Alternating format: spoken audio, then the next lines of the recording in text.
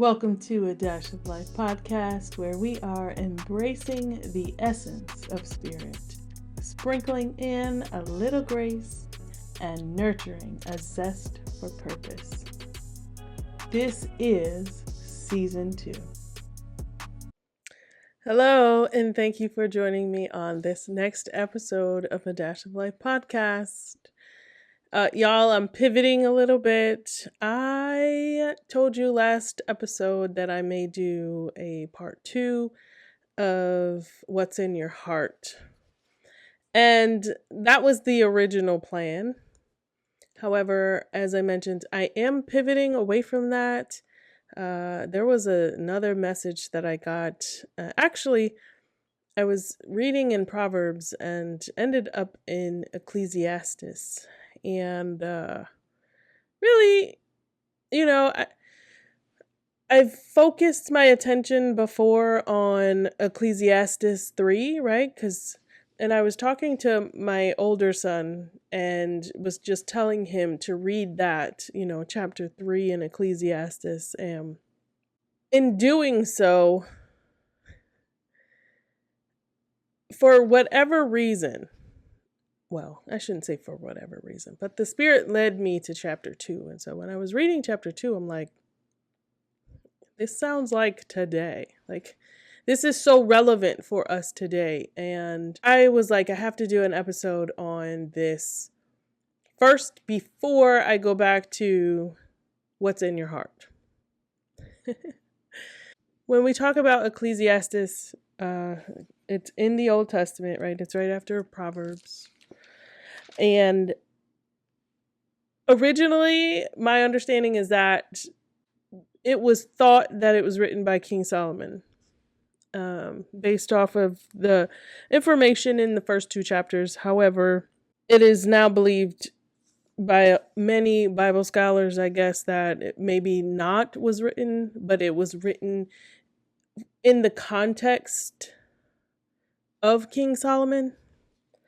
And so anyway, I was reading this and I'm like, it talks about vanity, y'all.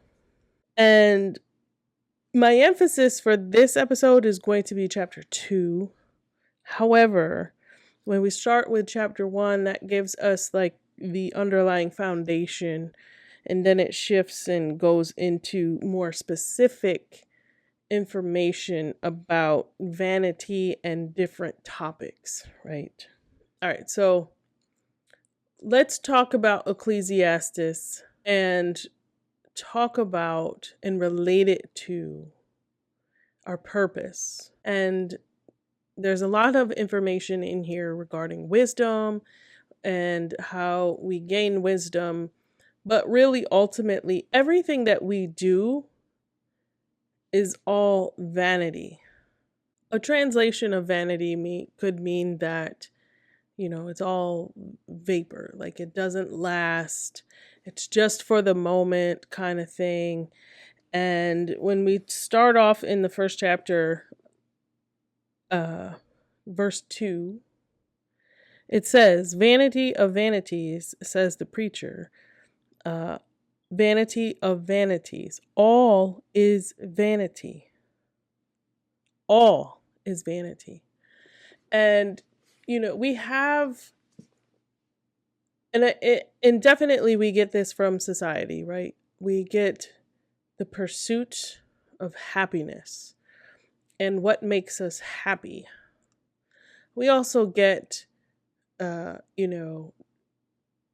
indoctrinated with different kinds of pursuits of wealth, pursuits of wisdom, pursuits of righteousness, greatness. But ultimately, what Ecclesiastes is telling us, the writer of Ecclesiastes is telling us that it's all vanity. Everything, it's all vanity. And I feel like this is relevant right now because if we are truly searching for purpose and an understanding of our purpose, we certainly have to keep this in mind. We have to keep this in mind, because what is our pursuit of truly? If it's all vanity, what is our pursuit? So, there are some questions for you. I can't wait to get into this because it's a very powerful book. If we use it and take the information that's in it to drive and allow us to just navigate life, right? So let's get into this. Thank you for joining. If you are listening on one of the podcast outlets, take a listen. Think about how this book would change your perspective for what you are pursuing right now in your own life. And don't forget to download the episode. If you're watching on YouTube, thank you. I have my hair up because it's hot. Like, yes, we know Texas summer is hot. But I don't know. I'm recording this at like 8 p.m., y'all, and it's got to be 86 degrees out right now. And last night the low was 78.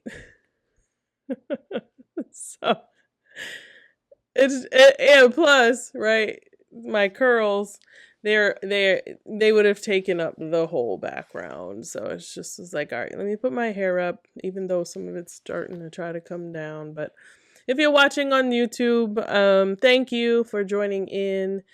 Please like, comment, I'm certainly interested in what you think about this episode. And then maybe next episode, I will go back to what's in our hearts. That's a very important topic as well. And people need it. People need it. Oh, man. That's another story. I'm not going to bring it up. But the man that picks up our trash, I've had several conversations with him and have prayed for him. And I'm going to talk about that later. But people need it. People need somebody to be kind to them. People need somebody to listen to them. So just keep that in mind. And you're talking about listening. My daughter and I went to this veterans event this morning. They have it every week. And just sitting there listening to veterans talk about some of their challenges, current, but also, their sacrifices that they've made. People need someone to listen to them. Anyway, all right, let's get back to this because I could stay on that for a long time. All right, so we said verse 2 already. Verse 3, what does man gain by all the toil at which he toils under the sun? We get to that. A generation goes and a generation comes, but the earth remains forever. Now you talk about time. The sun rises and the sun goes down and hastens to the place where it rises. The wind blows to the south and goes around to the north. Around and round goes the wind, and on its circuits the wind returns. All streams run to the sea, but the sea is not full. To the place where the streams flow, there they flow again. All things are full of weariness. A man cannot utter it. The eye is not satisfied with seeing, nor the ear filled with hearing. What has been is what will be, and what has been done is what will be done. And there is nothing new under the sun. There is nothing new under the sun, y'all. Is there a thing of which it is said, see, this is new? It has been already in the ages before us. And y'all, this is the ESV version. And it's a really good study Bible. It's awesome. There is no remembrance of former things, nor will there be any remembrance of later things, yet to be among those who come after. All right, so it then goes into talking about the vanity of wisdom. And if you think about it, and it says it in here, the more wisdom you have, the more vexation you have. And if you think about it, the more we know, the more it's frustrating to see things, right? And I don't know if that's by God's design, but we can see things based off of our wisdom. We can foresee things and just foretell things. We can anticipate based off of our wisdom. And so that can be very vexing, because if you think about like your child, and the limited knowledge that they have, and maybe they're in a relationship or something, and you can see based off of your experiences in life where their relationship is going. That is very vexing. And so this talks about how the more wisdom we have, the more vexing it can be. And I'm not going to read the entire chapter 1. I'm close, but at the end of chapter 1, verse 18, it says, "For in much wisdom is much vexation, and he who increases knowledge increases sorrow." And it can be, it can be sorrowful when we're looking at different things going on and we know where it's going, and it can be disheartening sometimes. So just keep that in mind. And really where I wanted to get to is the vanity of self-indulgence, y'all. And this is chapter 2. Chapter 3 begins with a time for. There's a time for everything, right? And that's what I was talking to my son about, just to remember that there's a time for everything, right? The way that God has orchestrated and structured life, there's a time for everything. There's a time for different seasons. There's a time for everything. So read chapter 3, and that can help us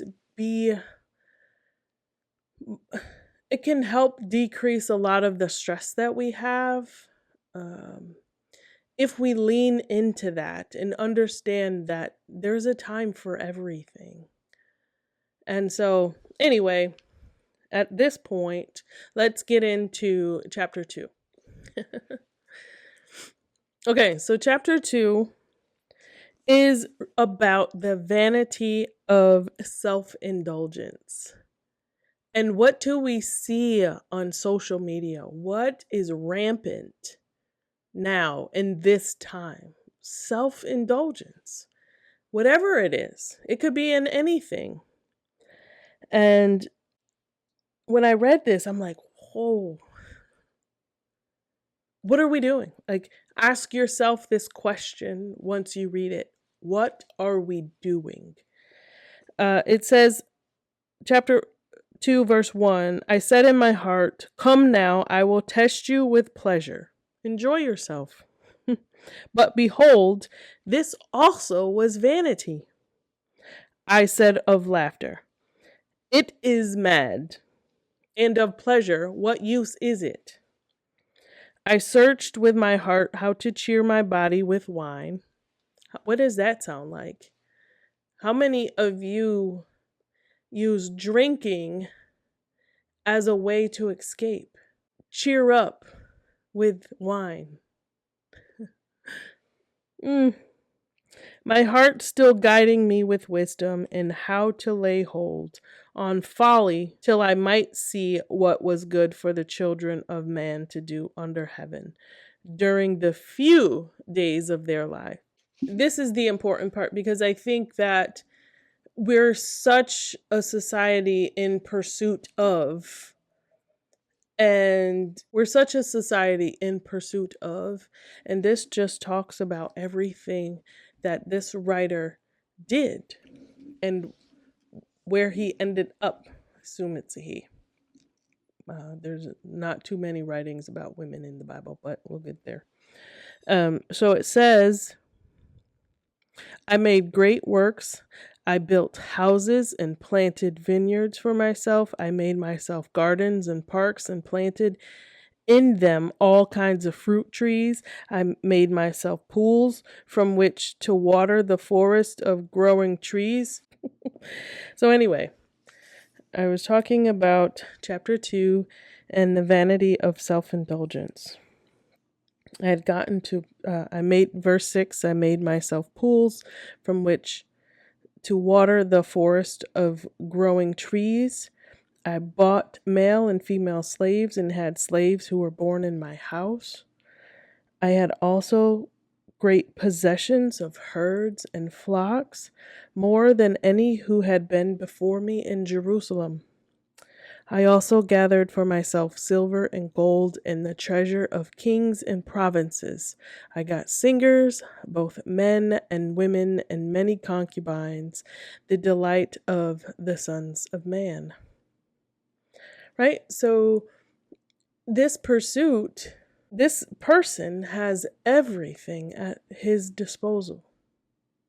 Has everything at his disposal. And so what's next? It says, so I became great and surpassed all who were before me in Jerusalem. And what are we taught? To reach higher, to go higher. Also, my wisdom remained with me. Verse 10, and whatever my eyes desired, I did not keep from them. I kept my heart from no pleasure for my heart, found pleasure in all my toil, and this was my reward for all my toil. Then I considered all that my hands had done, and the toil I had expended in doing.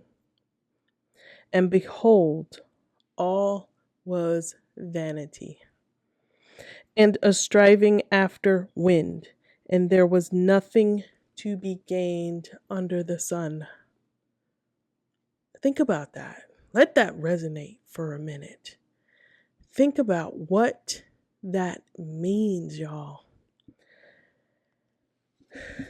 He's done all this. He's the greatest person in all of Jerusalem.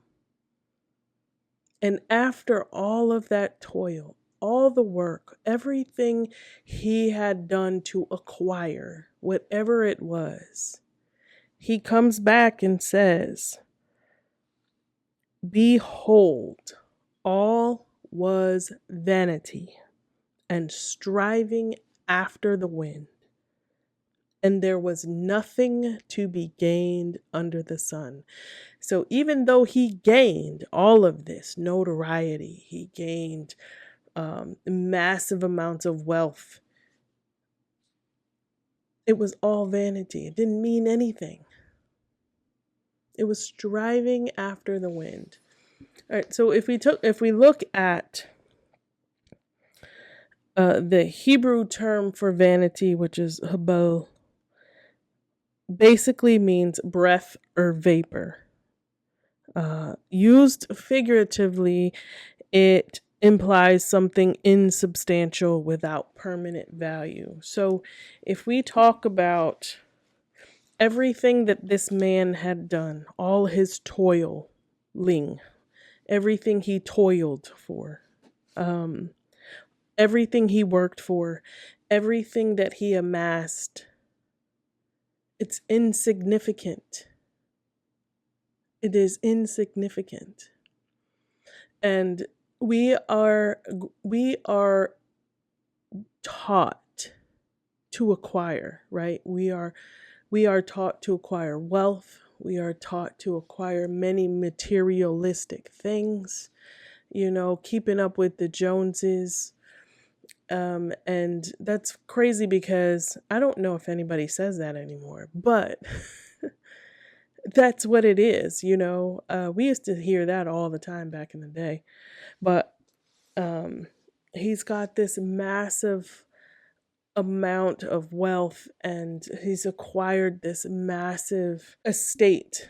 He's acquired this massive estate. And in the end, all the work that he had done, he says that it's meaningless. How would you change how you operate right now? What you focus on? If you knew that acquiring massive amounts of wealth, acquiring large estates, just being the man, being the woman, that after you do all that, it's meaningless. How would you live life? What would you change? And how would that change your purpose in life? I know for me, like, my journey has been, everybody has their own journey, right? But my journey has completely shown me this. And God has helped me to see this, which I'm so grateful for, because I don't need anything. God's going to put you in a place where you don't need a thing. You don't need anything. If I have it, that's wonderful. That's great. God obviously felt that I was worthy of it and that I could take care of it. But what does it mean? When I moved, I spent, after I bought my last house, it took me probably about a year to furnish it. And that's just me being single and one income. And, so I just really took my time. I wanted to purchase everything. I didn't want to put anything on credit. And that's what I did for my house. And it took me about a year to purchase everything, right? So all that putting aside and saving up and acquiring the furniture. And my bedroom set, I loved it. My dining room set, loved it. Spent quite a bit of money on the kids' rooms and things like that. And guess what? Had to get rid of it all before I left for Texas. Well, I should say before I moved all of my stuff down to Texas, because when I came, I didn't come with much at all, and put everything in storage. And that's what that taught me. If I have a large move like that, I'm selling all the furniture. And it's crazy because I was like, I specifically thought about it. There were some things that I sold, and I think I talked about that before, but there were some things that I sold, but I was just like, man, it's fairly new. My house was only 8 years old, and thus my furniture was no more than that. And it was really good furniture, real good wood, and had to get rid of it all. And so that really did teach me that, I don't need to have the most expensive stuff in my house. And it's a different perspective. It's a different perspective because it changes your motivation. Your motivation and your focus and your emphasis changes to something different. And so for me, that's what that was. And as we relate this to this story, how many people amass this massive amount of material things, cars, houses, estates, and for what? For what? Good to have? Worth money? God could take all your money away from you in an instant and give it right back. God is the source. And so, I don't know. It's definitely a different perspective. So I want you to think about that. He says everything that was pleasurable to him, he did not deny himself any kind of pleasure at all. He did not deny himself of it. So it sounds like he had a pretty good life. He was living a pretty good life, right? But you get to the end of this, well, it's not even the end of this chapter, but the end of the self-indulgence portion of this chapter. There was nothing to be gained under the sun, but he gained everything. Gained notoriety, he gained estates, he gained workers, he gained massive amounts of wealth and money.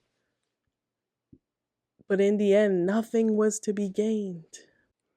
Chapter 3 talks about from dust to dust. And I'm not going to go into that right now, but that's part of it. Just really quick to say that let's skip ahead to chapter 3, verse 19. And it says, "For what happens to the children of man and what happens to the beast is the same. As one dies, so dies the other. They all have the same breath, and man has no advantage over the beast, for all is vanity." All go to one place. All go to one place. All are from the dust, and to dust all return. How many... Oh, Lord. How many here have heard the term, you can't take it with you? You can't. You cannot take it with you. What are you doing? What is your purpose? Why are you amassing all of this? For your children?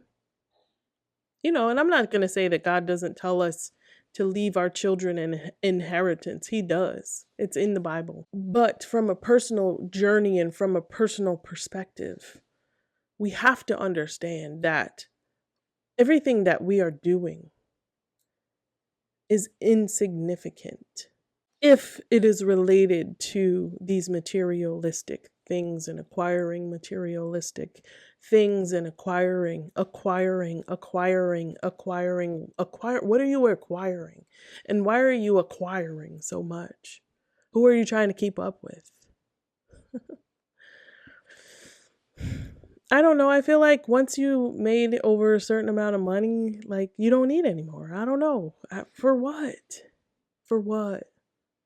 When you have, well, some people have a connection to the source, but when God is our source and we know this, we work differently.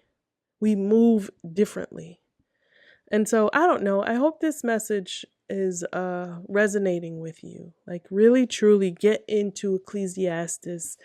Think about what the writer has said in here. Vapor. Vanity is likened to vapor. It's insignificant.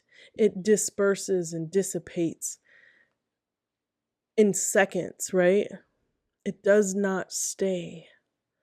And so as I continue just encouraging you to read the word, I want you to think about that, especially in terms of your own personal journey and purpose. If everything you acquired is likened to vapor that dissipates in seconds, how would you live differently? How would that change your life? How would that change your perspective? Especially if you have a connection to the source. Think about that, y'all. It's very important. It's very important. In chapter 1, he says, "What is crooked cannot be made straight, and what is lacking cannot be counted." I said in my heart, I have acquired great wisdom, surpassing all who were over Jerusalem before me, and my heart has had great experience of wisdom and knowledge. And I applied my heart to know wisdom and to know madness and folly. I perceive that this is also but a striving after wind. And then I already said this, but in much wisdom is much vexation, and he who increases knowledge increases sorrow. What are you pursuing? Are you pursuing insignificant things? Meaningless things? Think about it, y'all. Think about it. All right. Certainly I am at time, but I hope that this gives you a different perspective. God tells us not to be in competition with one another, and sometimes society tells us that we need to be in competition with one another, but this particular book tells us that it's all insignificant. That it's all insignificant. Is it nice to have? Maybe so. When you have financial stability, life is just a little bit easier, especially if it's managed well. But, is it necessary? Is it necessary if God is your source? Just asking a few questions before I end. I feel like this is deep. And it's deep in a way where it negates everything that we've been told and that we have been told to pursue. It negates all of that and makes it so it doesn't matter. It really doesn't matter. Does it matter to you? I don't know. The motivation behind people's pursuit of wealth is what? What is your pursuit of wealth for? So that you can do, you can acquire. Things to think about. So, hope this message resonates with you. Thank you for tuning in. I'm grateful that my light stayed on. And until next episode, we'll see where the spirit leads me for this next episode, this next upcoming one. But I may get back to what's in your heart, and I hope that message, the previous episode, really sat with you. All right, y'all. I appreciate you tuning in, whether it's on YouTube or any one of the podcast outlets. I pray that you have a beautiful week and continue to care for yourselves and each other. All right, take care. God bless. Thank you for tuning in to this episode of A Dash of Life podcast. And always remember, embrace purpose and peace, give a little grace, and remain ever connected to the Spirit. Until next time, God bless.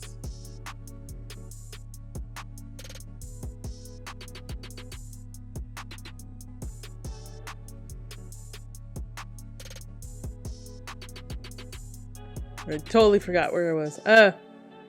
But if my light goes out for whatever reason,